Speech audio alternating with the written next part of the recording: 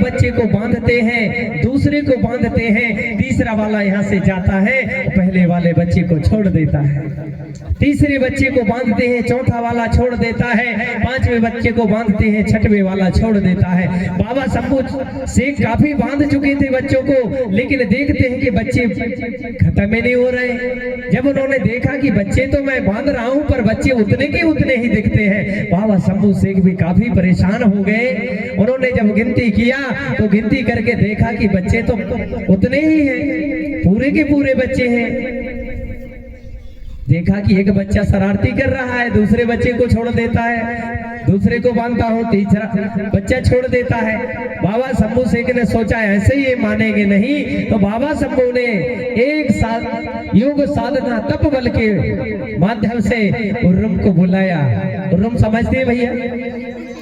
हाँ, गोई को बुलाया, गोई भी कहते हैं उसको। उर्रम को बुलाया और एक साधना बल से उर्रम को बुलाया।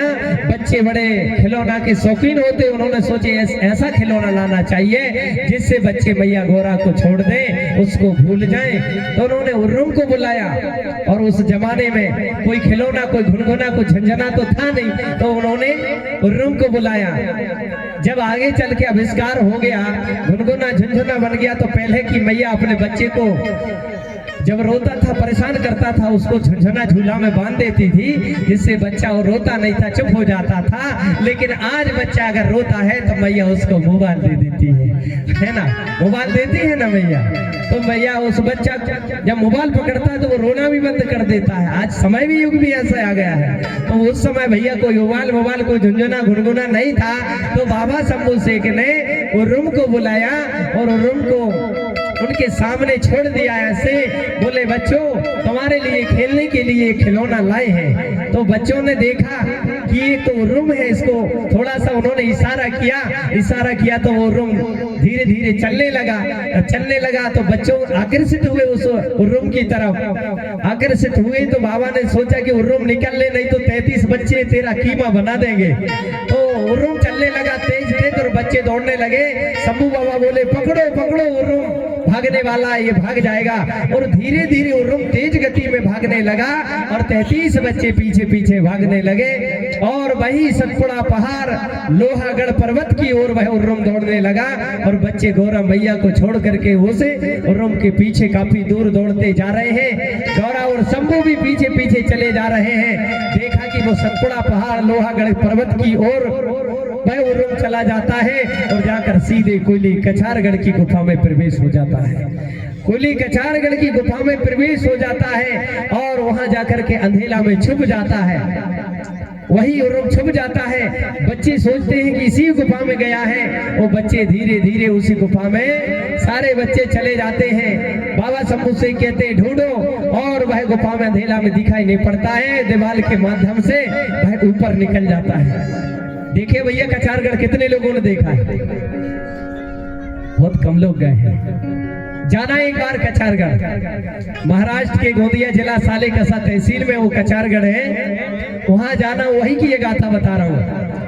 वहां पर वही उर्रम गया उस गुफा में, और उसी गुफा में वो जब छुप गया, वो 33 बच्चे उसी गुफा पर घुस जाते हैं, प्रवेश कर जाते। बाबा शंभू शेख ने सोचा ये बड़े शैतानी बच्चे हैं, बड़े शरारती बच्चे हैं, इन पर कोई बोध नहीं है, कोई ज्ञान नहीं है, बड़े अबोधी बच्चे हैं और ये थोड़े बड़े भी हो गए हैं, इनके लिए शिक्षा दीक्षा की जरूरत है। तो बाबा शंभू शेख ने उसी गुफा में उन बच्चों को बंद कर दिया और बंद करके एक बड़ा भारी बंजर शिला उस गुफा के दरवाजे में ऐसे लगा दिया और लगा करके बोले, अब तुमको इसी गुफा पर कैद रहना पड़ेगा। बोले 12 साल तक तुमको कैद रखेंगे, यही तुमको भोजन पानी की व्यवस्था किया जाएगा।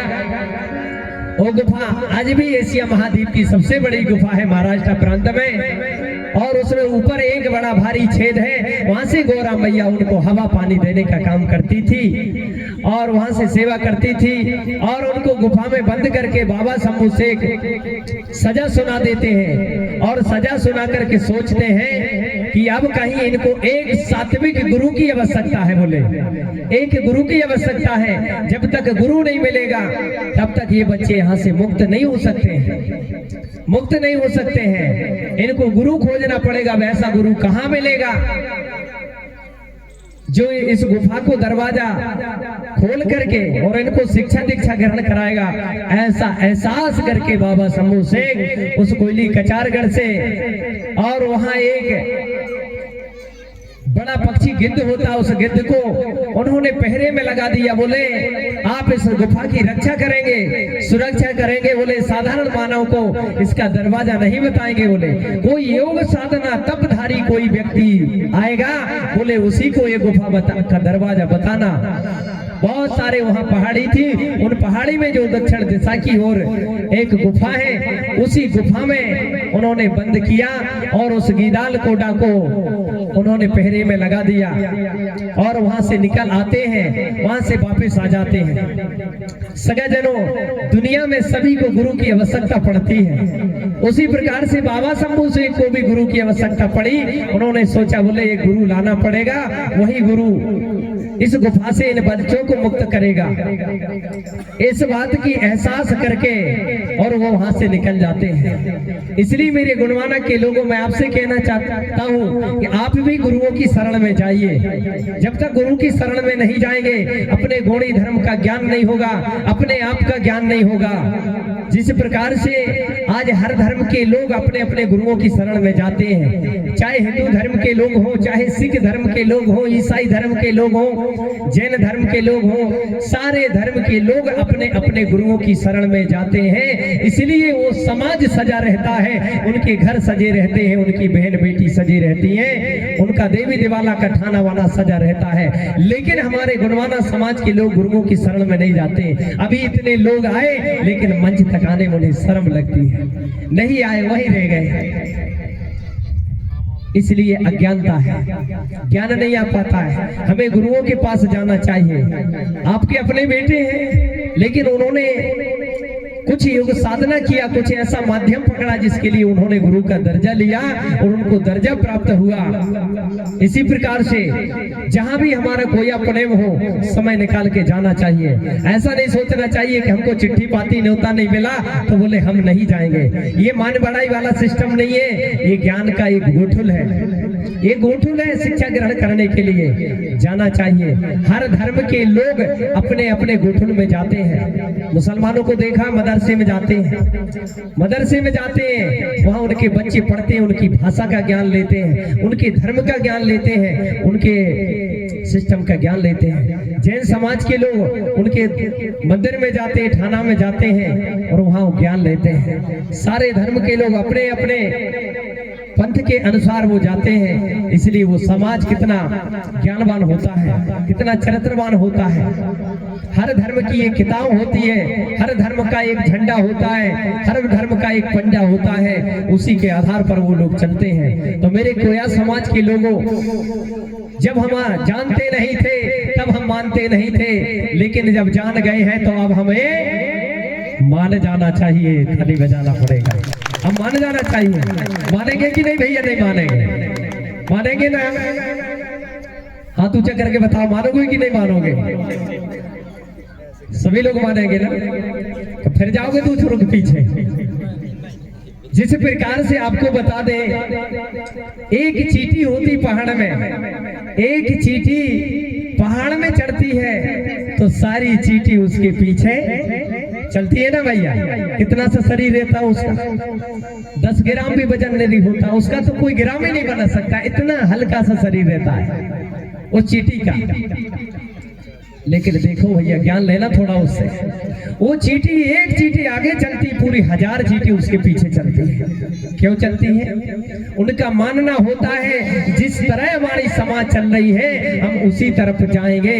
अगर उसकी रास्ते में अगर कोई बाधा डालता है, रास्ता वो भटका देता है, तो वो रास्ता थोड़ा बहुत भटक जाते हैं, लेकिन 1-2 मिनट के बाद में वो फिर से रास्ता बना लेते हैं। एक चींटी अपना समाज नहीं छोड़ती है। तो मेरे गुणवाना के भैया बहना, आपको अपना समाज का रास्ता नहीं छोड़ना है, हमें भी समाज के साथ चलना है। हमें भी समाज के साथ चलना है। जब एक चींटी अपना समाज नहीं छोड़ रही है, एक उससे बड़ा चींटा होता है, देखा होगा आपने चींटा, वो भी झाड़ पेड़ में चढ़ता है, एक चींटा आगे चलता है तो पूरा चींटा उसके पीछे चलता है, वो भी अपने समाज का साथ नहीं छोड़ता है। हम तो पढ़े लिखे हैं, विद्वान हैं, अच्छा बुरा जानते हैं, तो हमें इतना दिमाग तो लगाना चाहिए ना। तो इस प्रकार से आकाश में उड़ने वाला बुगला अपनी समाज के साथ उड़ान भरता है, कौआ अपनी समाज के साथ उड़ान भरता है, तोता अपने समाज के साथ उड़ान भरता है। छोटी चिड़िया के साथ रहती है, बड़ी चिड़िया के साथ रहती है। अरे पानी में रहने वाला जीव अलग अलग नामों से मछली का नाम होता है ना भैया।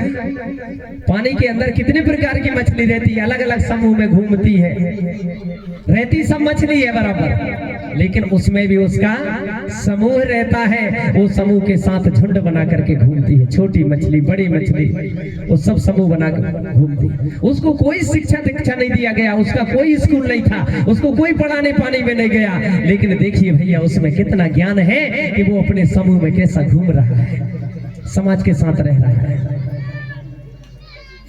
इसी प्रकार से एक मधुमक्खी होती है, एक छोटी मधुमक्खी रहती है और एक बड़ी मधुमक्खी रहती है ना भैया। दोनों का काम है रस बनाना, दोनों का काम है नाना प्रकार के फूलों से रस बटोरना, आने इकट्ठा करना, और इकट्ठा करके अपने घर में रखती है। छोटी वाली कभी बड़ी के घर में नहीं जाती और बड़ी वाली कभी छोटी के घर में नहीं जाती।